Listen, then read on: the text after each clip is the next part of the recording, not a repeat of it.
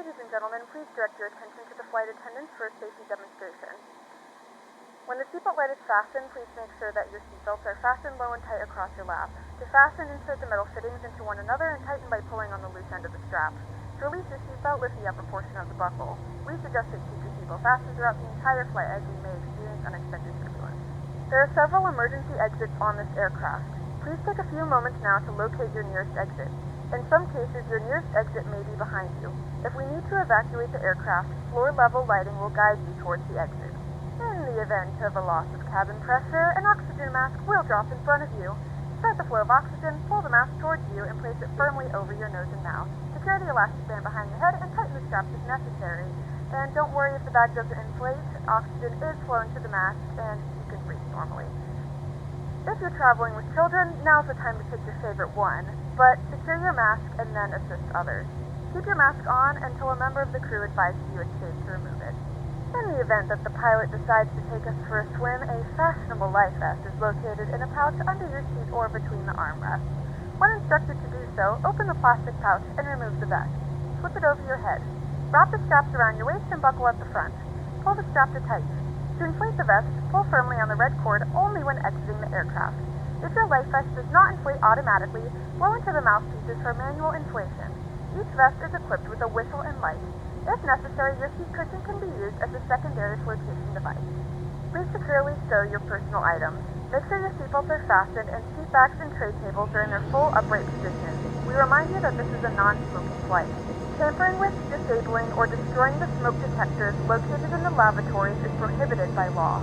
All of this information and more can be found in the safety card located in the seat back in front of you. We suggest reading this and letting a cabin member know if you have any questions. Thank you for flying with us again, and we hope you enjoy your flight.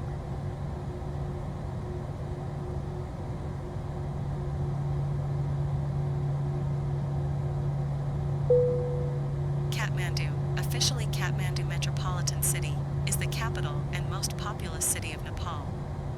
It is located in the Kathmandu Valley, a large valley in the high plateaus in central Nepal, at an altitude of 1,400 meters. The city is one of the oldest continuously inhabited places in the world, founded in the 2nd century AD. The valley was historically called the Nepal Mandala and has been the home of the Newar people, a cosmopolitan urban civilization in the Himalayan foothills. The city was the royal capital of the Kingdom of Nepal and hosts palaces, mansions, and gardens built by the Nepali aristocracy.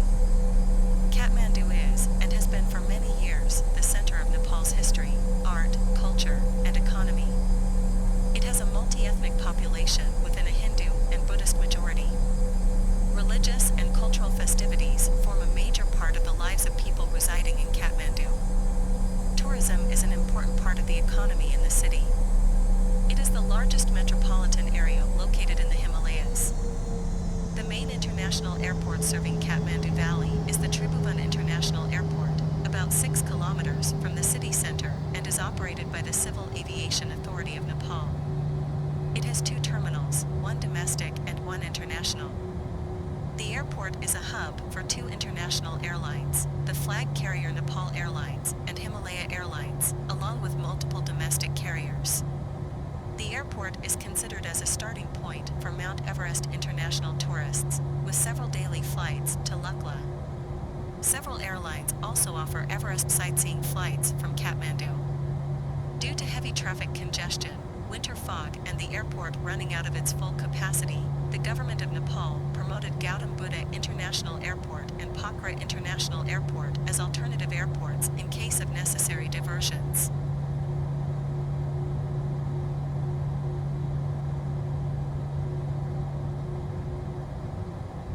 Cabin is secure, ready for departure.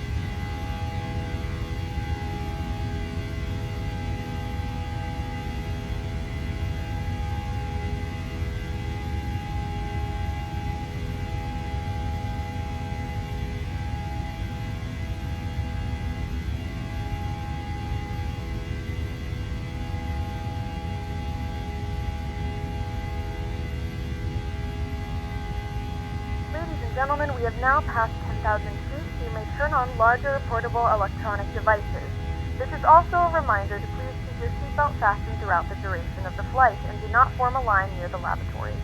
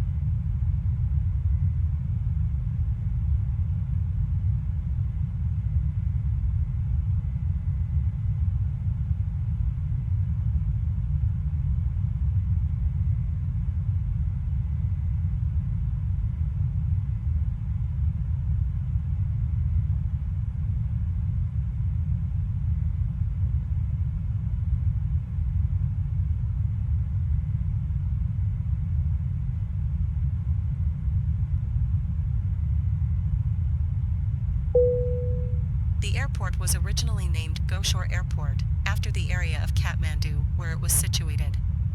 In Nepali, Goshore refers to a place where cows graze. The formal beginning of aviation in Nepal occurred in 1949, with the landing of a Beechcraft Bonanza carrying the Indian ambassador. In 1950, King Tribhuvan took refuge at the Indian embassy in an attempt to overthrow the Rana dynasty. Gyanendra Birbikram Shah, the 4-year-old grandson of Tribhuvan, was crowned the new king. On November 10, 1950, 2 Indian planes landed at Goshore Airport and carried the young king, along with his grandfather, to Delhi. After the Delhi Accord, the Rana regime ended and King Tribhuvan landed at Goshore Airport as the monarch on February 18, 1951, bringing waves of democracy in Nepal. On June 15, 1955, the airport was inaugurated by King Mahendra and renamed Tribhuvan Airport in memory of the king's father. The airport was again renamed to Tribhuvan International Airport in 1964. In 1957, the original 3,700 feet grass runway was relaid in concrete. The new runway was extended from 6,600 to 10,000 feet with the joint effort of the Asian Development Bank and the OPEC in 1975. The runway was re-strengthened in 1981.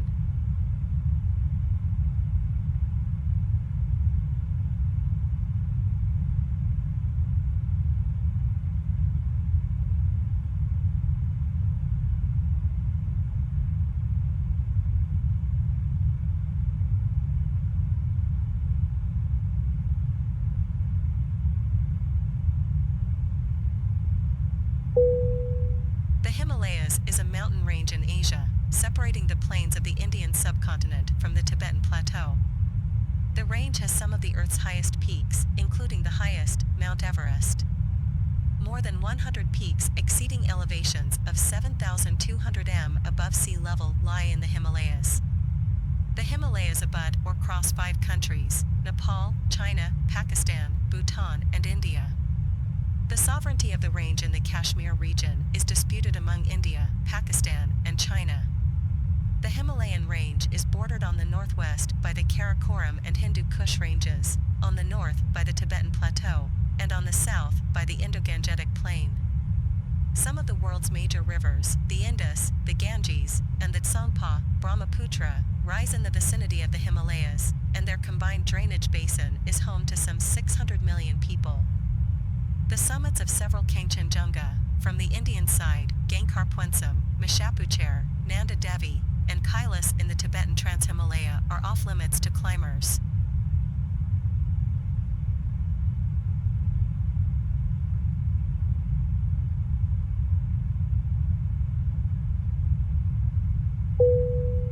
Shishapangma is the 14th highest mountain in the world, at 8,027 meters above sea level. It is located entirely within China. In 1964, it became the final 8,000er to be climbed. Shishapangma is located in south-central Tibet, 5 kilometers from the border with Nepal. It, along with Nanga Parbat, is the only 8,000er entirely within Chinese and Pakistan territory, respectively. Since Shishapangma is on the dry north side of the Himalayan crest and farther from the lower terrain of Nepal, it has less dramatic vertical relief than most major Himalayan peaks. Shishapangma also has a subsidiary peak higher than 8,000 m, Central Peak, at 8,008 m. Shishapangma was first climbed, via the northern route, on May 2, 1964, by a Chinese expedition led by Xu Jing. 31 people have died climbing Shishapangma, including Americans Alex Lowe and Dave Bridges in 1999, veteran Portuguese climber Bruno Carvalho, and noted Bulgarian climber Boyan Petrov, who disappeared on May 3, 2018.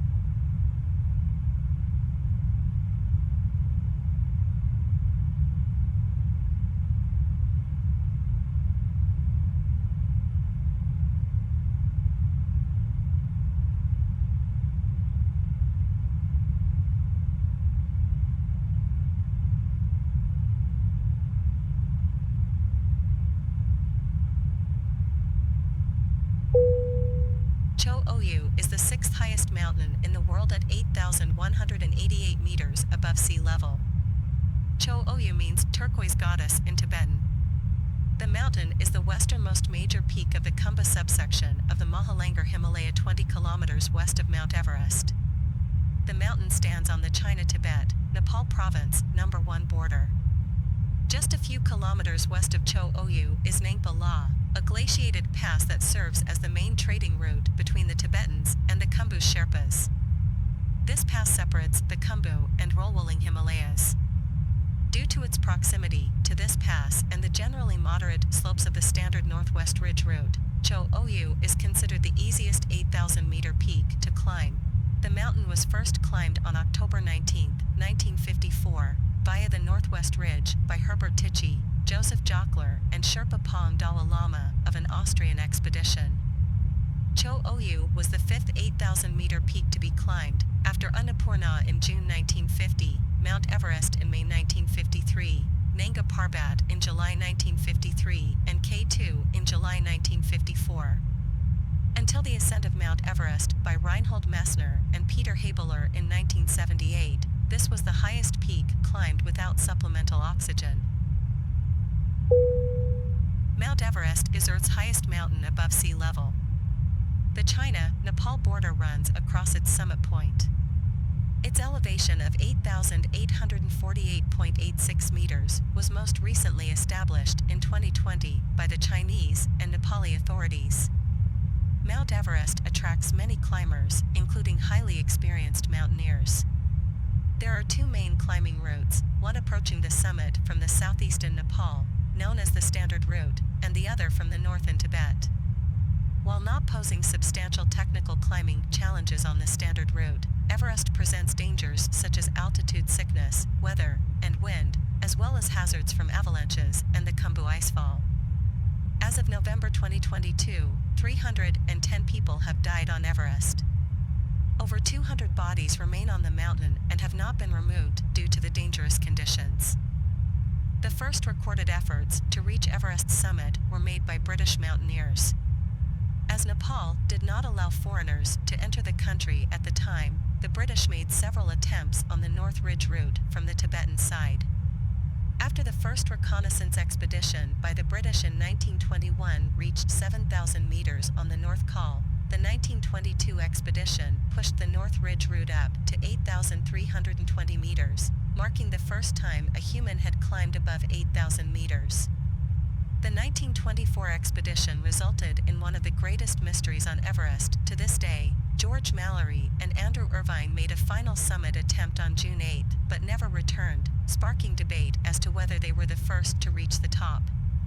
Tenzing Norgay and Edmund Hillary made the first documented ascent of Everest in 1953, using the Southeast Ridge route. Everest's summit is first known to have been reached by a human in 1953, and interest from climbers increased thereafter.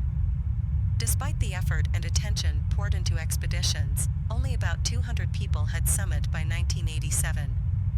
Everest remained a difficult climb for decades, even for serious attempts by professional climbers and large national expeditions, which were the norm until the commercial era began in the 1990s. Although lower mountains have longer or steeper climbs, Everest is so high the jet stream can hit it. Climbers can be faced with winds beyond 320 kilometers per hour when the weather shifts. At certain times of the year, the jet stream shifts north, providing periods of relative calm at the mountain. Other dangers include blizzards and avalanches. In 2006, 12 people died. One death in particular triggered an international debate and years of discussion about climbing ethics. The season was also remembered for the rescue of Lincoln Hall, who had been left by his climbing team and declared dead, but was later discovered alive and survived being helped off the mountain. There was an international controversy about the death of a solo British climber David Sharp, who attempted to climb Mount Everest in 2006 but died in his attempt. The story broke out of the mountaineering community into popular media, with a series of interviews, allegations, and critiques. The question was whether climbers that season had left a man to die and whether he could have been saved. He was said to have attempted to summit Mount Everest by himself with no Sherpa or guide and fewer oxygen bottles than considered normal. He went with a low-budget Nepali guide firm that only provides support up to base camp, after which climbers go as a loose group, offering a high degree of independence. The manager at Sharp's guide support said Sharp did not take enough oxygen for his summit attempt and did not have a Sherpa guide. It is less clear who knew Sharp was in trouble, and if they did know, whether they were qualified or capable of helping him. As the Sharp debate kicked off on May 26, 2006, Australian climber Lincoln Hall was found alive after being left for dead the day before. He was found by a party of 4 climbers who, giving up their own summit attempt, stayed with Hall and descended with him and a party of 11 Sherpas sent up to carry him down. Hall later fully recovered. His team assumed he had died from cerebral edema, and they were instructed to cover him with rocks. There were no rocks around to do this, and he was abandoned. The erroneous information of his death was passed on to his family. The next day, he was discovered alive by another party. Lincoln Hall went on to live for several more years, often giving talks about his near-death experience and rescue, before dying from unrelated medical issues in 2012 at the age of 56.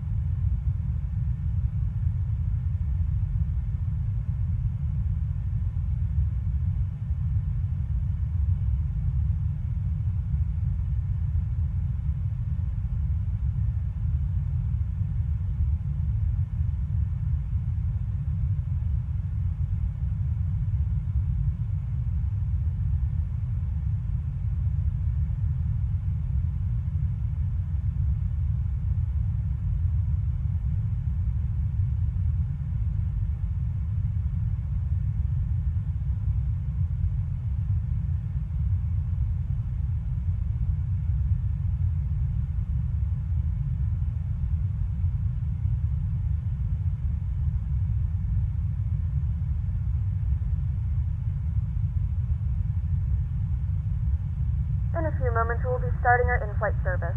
We'll be serving complimentary drinks and snacks. Please look in your seat back for a list of complimentary and premium drinks. Premium drinks are available for a small charge. If you wish to make an additional purchase, we only accept credit cards.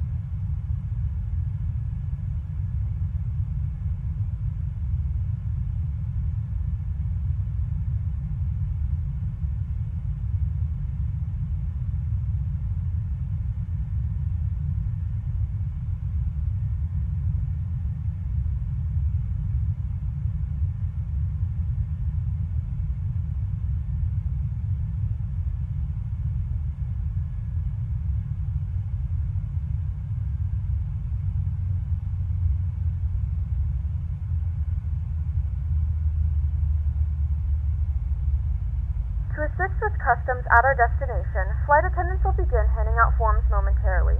Please review and complete these forms and keep them with you for presentation upon arrival.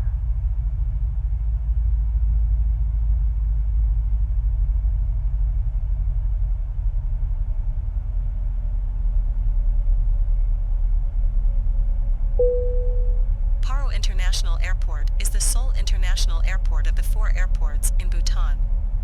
It is 6 kilometers from Paro in a deep valley on the bank of the river Paro Cho. With surrounding peaks as high as 5,500 meters, it is considered one of the world's most challenging airports, and only a very small number of pilots are certified to land at the airport. Flights to and from Paro are allowed under visual meteorological conditions only and are restricted to daylight hours from sunrise to sunset.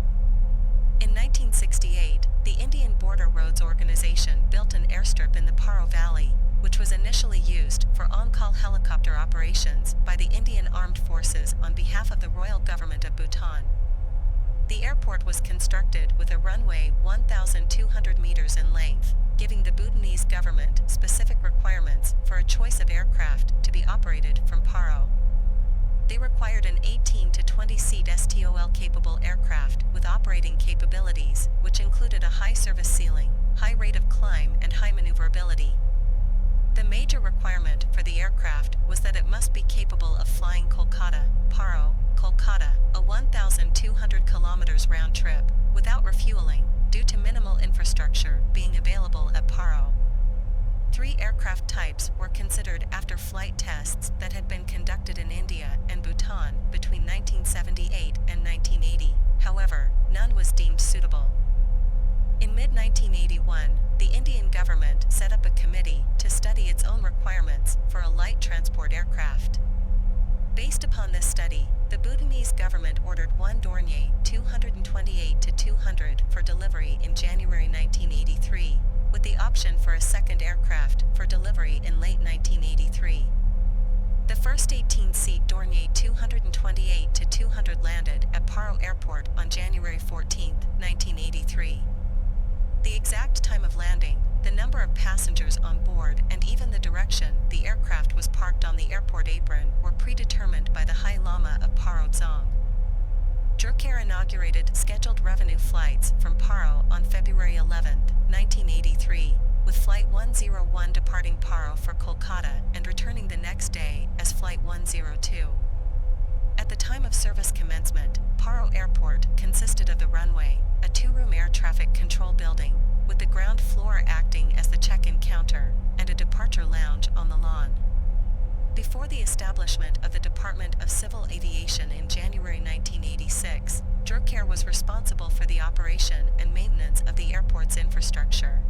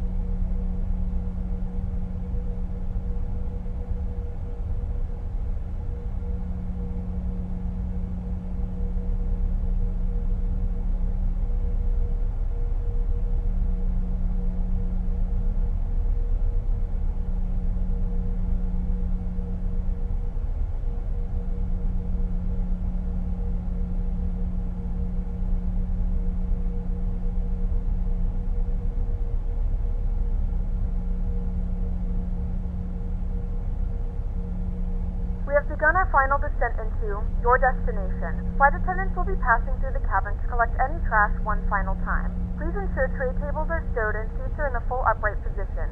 Please also store any carry-on items either in the seat back pocket or under the seat in front of you.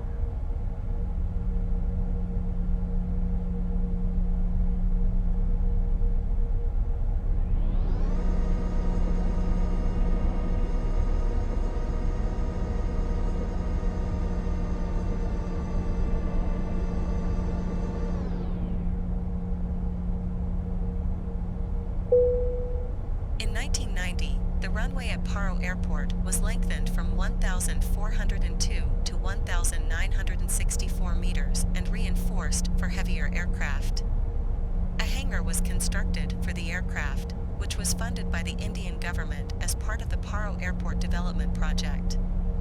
On November 21, 1988, Turkey's first jet, a B737-800, was delivered to Paro Airport. Buddha Air became the first international airline to operate charters to Paro in August 2010. Tashi Air, Bhutan's first private airline, was started in December 2011. The airport got 4 new structures: modified departure terminal building, cargo building, the relocated substation, and a parallel taxiway. The airport has a single 2,265 meters asphalt runway, and there is one terminal building that was commissioned in 1999. In 2021, the interior was revamped, adding many art pieces.